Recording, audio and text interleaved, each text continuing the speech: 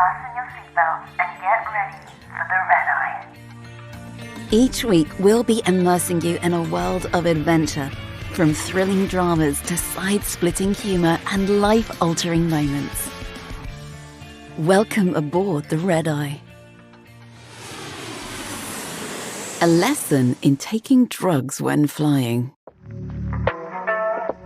Often, flights are known for being a certain way. They have a reputation which precedes them. Take, for instance, a Thursday Vegas or an Ibiza.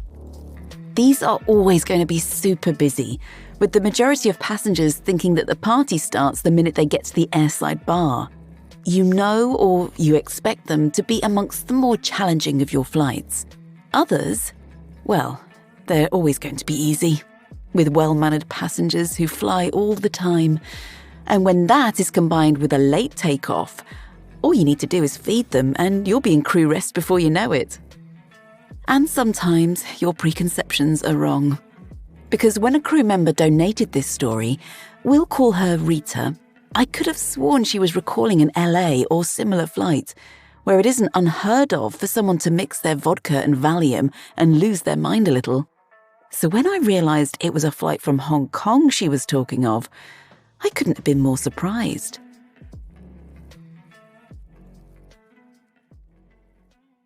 Hong Kong to London Heathrow, 0300 hours. We're done down the back. Carrie, the purser from economy, was clutching 2 sick bags and looking with pleading eyes at Rita, making her laugh. Everyone knew what the sick bags were for, and it wasn't for her to be sick in. You work the brakes out then, love. And if you want first, it's yours. Oh, I love you, Carrie said. Relief was written all over her face as she put the bag down on the galley side and began writing the brake timings on it. Rita hadn't needed to ask who had stayed out until dawn when they checked out of the hotel. It was quite apparent. While she had struggled to sleep until the early hours herself, her days of playing air guitar to the rock bands in Insomnia or dancing around the pole in Zinc were a few years behind her now. And so, thankfully, were the hangovers.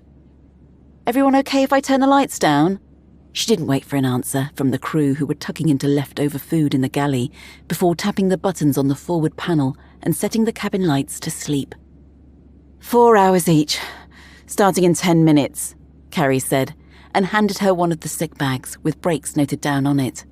Thank you, she called as she almost skipped back into the aisle to pass on the news to her crew in economy. Nice, Rita said, sticking the bag to an oven door with a sticky label. 3 on each. Choose between yourselves. The crew, most of whom had mouthfuls of food, murmured their appreciation.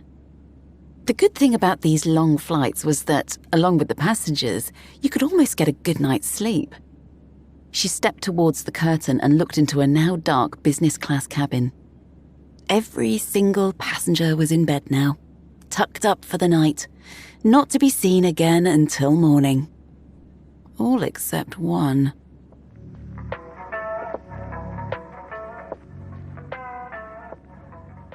Rita! Betty, one of the 2 Cantonese crew they had, barked as she sped up the aisle towards her. I need you! Rita put her finger to her lips. Shh, she said, looking at the passengers, in case Betty hadn't realised that they were now in night mode and the passengers were trying to sleep. Betty stopped and beckoned her with her hand. Come, she ordered, turning around and heading back down the aisle. Rita stood, taken aback for a second by her bossiness. Had she forgotten who was the manager? She stayed where she was for a moment and watched as she stopped outside the toilet at the back of the cabin, thrust her hands onto her hips, and stared at the door. Rita shook her head and reluctantly followed her. When she got there, Betty didn't take her eyes off the door. What's going on? She asked, confused. There was no call bell on above the door, and it wasn't locked. I think he needs help, Betty said. She was shaking her head. Her face was screwed up and she looked really annoyed. Who? Rita asked, stifling a laugh. Betty had been so smiley all flight and found this angry version of her quite comical. What or who on earth had wound her up, she wondered. 5A, He definitely needs help. Betty shook her head again. Open the door, she said, waving her hand at it. You will see.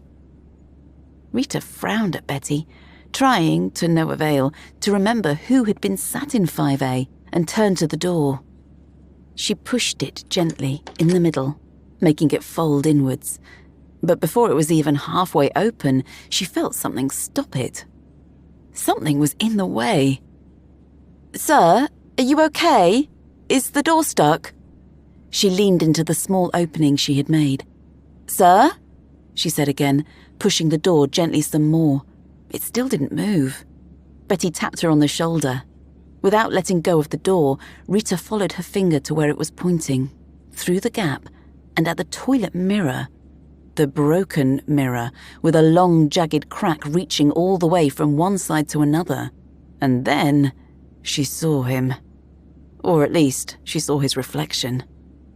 5A, the man who everyone had noticed when he boarded, the handsome, early-30s businessman who also happened to be one of the airline's top flyers, was looking back at her, grinning from ear to ear, his eyes laughing, shoulders bare.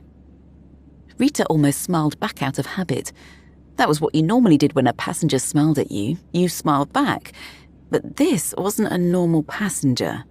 He certainly wasn't acting normal anyway. And although the mirror was only showing his torso, she had an awful feeling in the pit of her stomach that it wasn't the only part of him that was naked. She squeezed her eyes shut for a fleeting second and prayed that she was wrong, letting the door close. He broke the mirror trying to get out, Betty said. I heard it, and when I knocked the door to see if he is okay, this is what I find. Crazy Englishman. She shook her head wildly.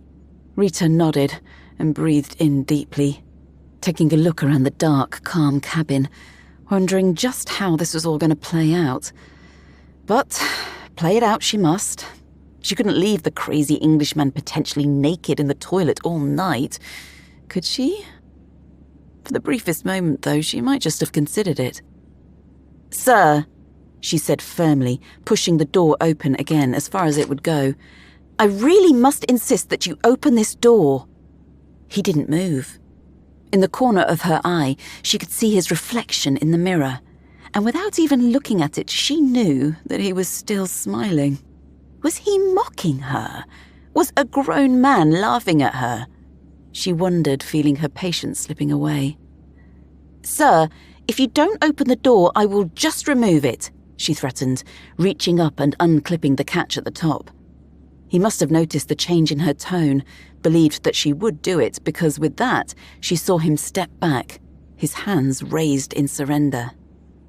Rita checked over her shoulder quickly to make sure there was no one else around and pushed the door quickly before he had a chance to block it again. Then she stepped back as far back as she could without letting go. Ah! Betty squeaked behind her. Good God! Rita shook her head slowly. 5A stood in front of them, grinning like a naughty child, totally naked. Rita looked away for a second, diverting her eyes to first the mirror and then to the toilet behind him that was full of something she couldn't quite make out. Sucking in a deep breath through her nose, she looked back at him and was astounded to see that he was giggling.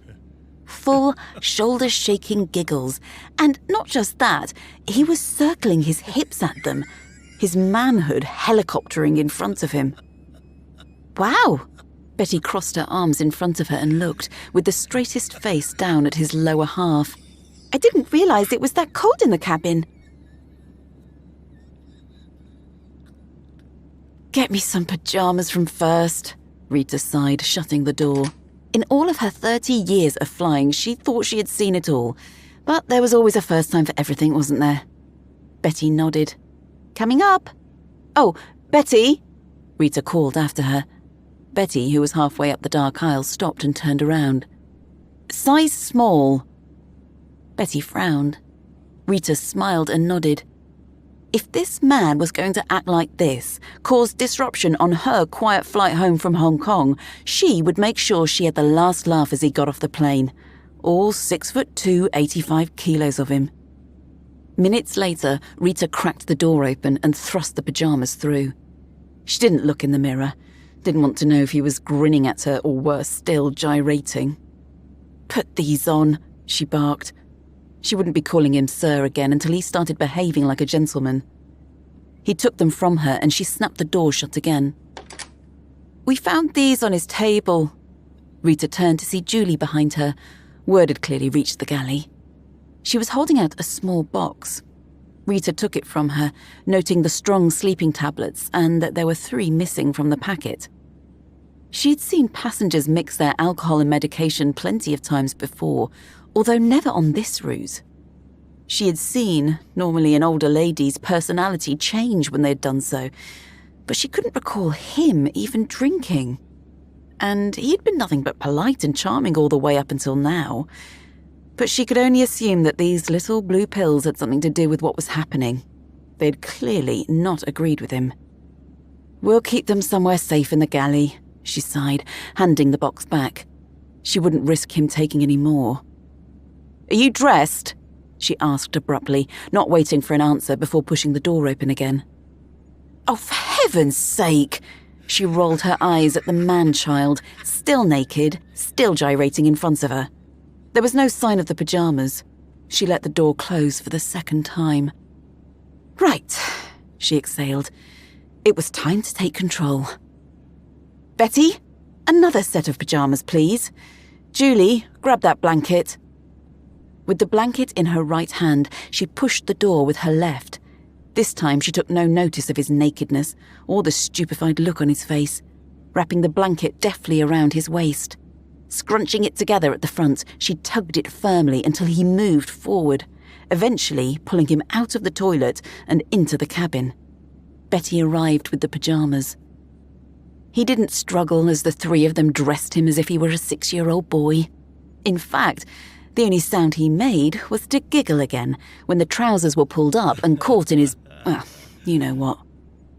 Eventually he was dressed, and they escorted him, one in front and one pushing him gently from behind, back to his seat.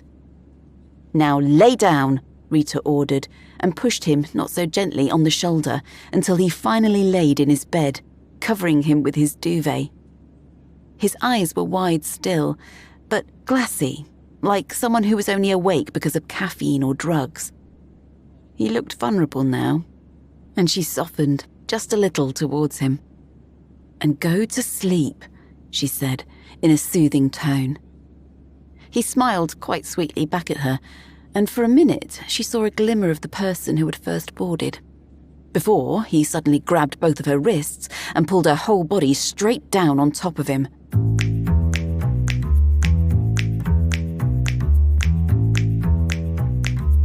"Sir, we're starting descent soon." Rita shook his shoulder. He had slept, thankfully, for the past 10 hours. "Sir?"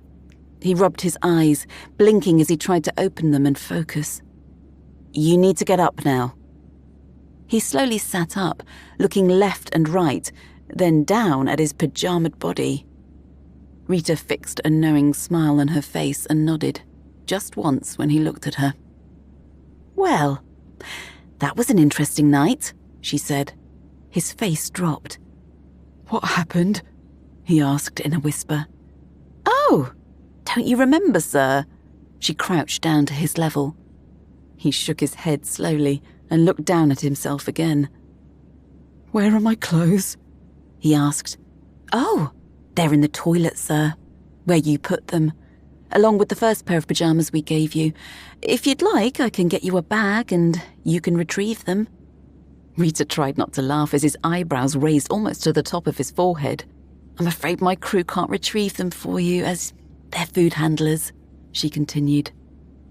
His face was now in his hands. Rita knew she could and should stop his suffering, but she couldn't help herself. "Do you not remember doing your little naked dance for us?" He shook his head without looking up. "Or breaking the mirror." Another shake, his face still covered by his hands. "Or pulling me on top of you in this very bed." Now he looked up, dragging his hands down his pale face. "I'm so sorry." "Don't be." Rita put her hand on his.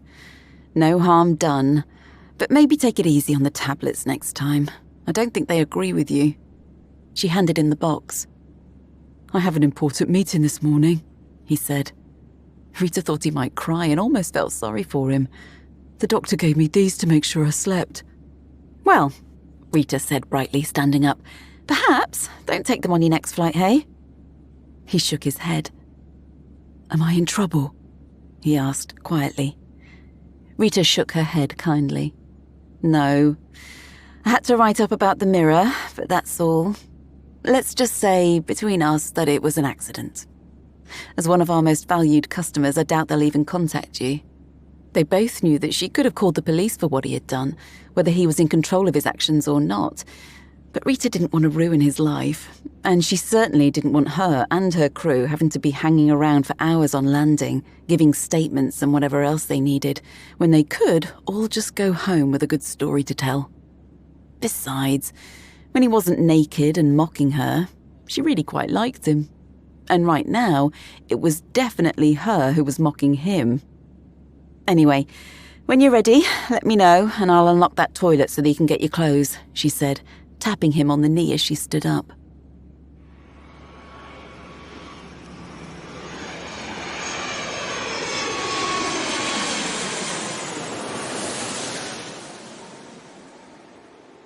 Goodbye, sir.